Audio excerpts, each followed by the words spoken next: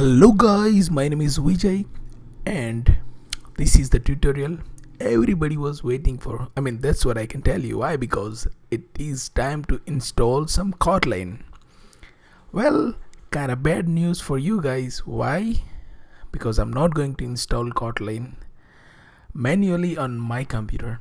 Why? Because let me tell you one thing. Kotlin Lang has great resource on how to install Kotlin on your computer, and there are like plenty of ways you can actually install Kotlin based on your use cases. I thought I'll just show you, I'll read out you to that page and you guys will be good to go. Now if you are okay, let's get started. Enough with this all kotlinlang.org and stuff.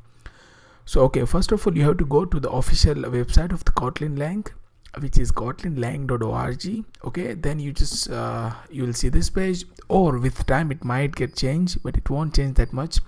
So there is a section called try Kotlin is actually a documentation on how to install Kotlin. Okay, so one of the thing is, if you just want to try it out Kotlin, how syntax looks, how it feels and all those kind of things, you don't even have to install the Kotlin. So they have a called try.kotlinlang.org, which is a try online. Let's just open this link and see how it works. So this is kind of like online editor and compiler and everything, so you don't have to do anything. So we have two functions, sum and main function. Of course you can just run and get a feeling the sum is 3, right? So you don't have to actually install or do anything. You can just play around with Kotlin online using try.kotlinlang.org. That's it.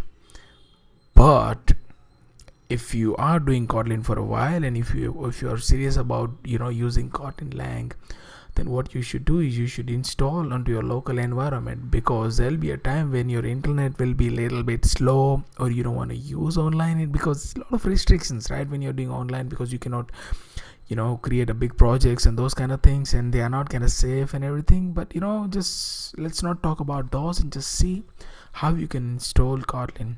So first of all is IntelliJ IDEA. I think this is one of the best way to use Kotlin, as they say, because when you download IntelliJ IDEA, right,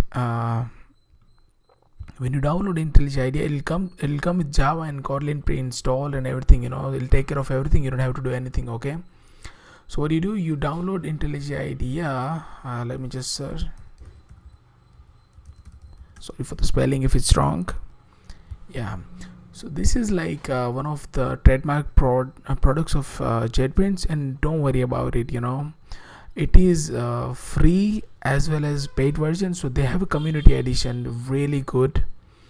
See, you can just see the feeling, it's the best. So what happens is they have a community edition. Okay, so you can literally download the community edition, which is free for lifetime. You don't have to pay anything. It's totally open source and totally free, so you can just go and download it. And they have a Kotlin support for that. Here are the details, what the community edition supports, and what ultimate, which is a paid version. If you want, you can take it, no big deal.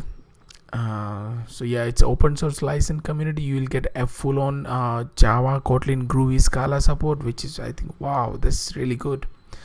And you have Android support, you have Maven, Gradle, SBT, all those kind of package manager and project manager tool support. You will have a Git and all those version control system support. These are the advanced feature. If you are kind of doing, and if you are interested in doing, you can actually buy it out ultimate. It's no big deal. Of course, for ultimate version also they have like 30 days trial, so you can just check it out. And of course, this is not a sponsored presentation or anything. I feel this is a best way to do Kotlin or Java, so I just told you guys.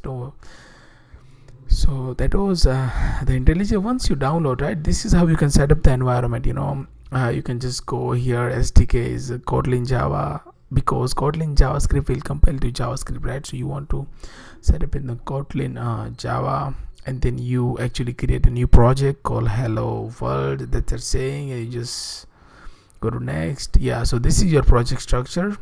There'll be a source file. Inside source file you can just skip writing all the app.cat and all those kind of files for kotlin, and that's it. And you can literally just do, right click and run apt and it'll run. Don't worry, I'll go through all those things when I'll create a project, and we'll go through all the tutorials, right? So you don't have to worry about that. This is just like the easiest way to install. Okay, other thing is Android Studio. So again, if you're doing sort of Android development, that I don't even need to tell you, how to install Android Studio and everything. And if you're using Android Studio 3.0 or later, you have a first class support for kotlin. So whenever you're creating a kotlin Android project, you will be notified that okay, you want to use kotlin or not. There is a little bit of checkbox. So the thing is, Android is out of the scope for this course, so I'm not going to go through that. But yes, of course, if I will be coming up with any Android courses with kotlin in future, I'll put the link in the subscription in the description, sorry. And I will notify you guys, if you guys are have joined my channel or something. The other way to use Eclipse, Eclipse is kind of, I haven't used in a while, so I'm not pretty sure about it, how it works even, or anybody using it or not, but this is how you do. I think they have a plugin kind of thing, so you can just literally install and go through it. But I don't think anybody, majority of the people are using IntelliJ tools only. So Eclipse is kind of like a free alternative to IntelliJ tools.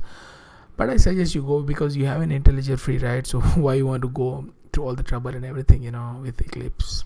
Though it's amazing, used to be amazing product. I used a lot when I started doing Java, so no big deal. But yeah, of course, another thing is you can actually use it as a standalone compiler if you are kind of like geek and you want to compile your own source code.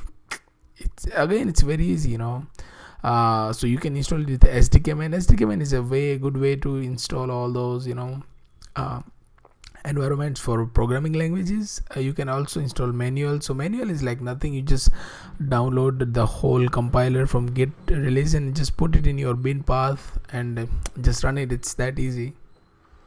Or if you are on Mac OS, you can just do brew update, brew install kotlin. This is what I did. Come on, right? You don't want to use your mind for all those kind of installation stuff. When you are beginner level, of course. When you go high level, you might want to play around with the compiler and everything. See, at the end of the day, compiler is again just a program, that you want to run. The way you run ls commands, all sort of like Linux commands. It's compiler again is a command. So what you download binary for compiler and you put it on path, right, your environment path, and you just run it. That's it. That's the whole purpose of it. Of course, Mac ports are available. That's it. So these are the various way you can install. For Linux, you have to download IntelliJ IDEA, or manually you have to download the SDK from GitHub page, the compiler and toolchain for GitHub. Here you can see the zip, right? You unzip it, you will get a binary. You just put it on your bin folder, or you put it somewhere else, and you set up that path environment variable, and you will be good to go. That's it. So I think that's about it when it comes to installing the kotlin. So from next tutorial, I think we'll get started with how to write kotlin code and how to compile it and how to just be awesome with kotlin. So please guys, again, just go through the whole course. If you don't like some sort of thing, I gave you my Twitter handle on the introduction tutorial. Please just write me back or give me some sort of feedback so I can improve on these things. All I want to do is just create a really, really good content for you guys to understand the programming languages and other sources and other tools and everything. Yeah, that's my whole thing, I guess. Okay guys, so see you on next tutorial. Thank you very much.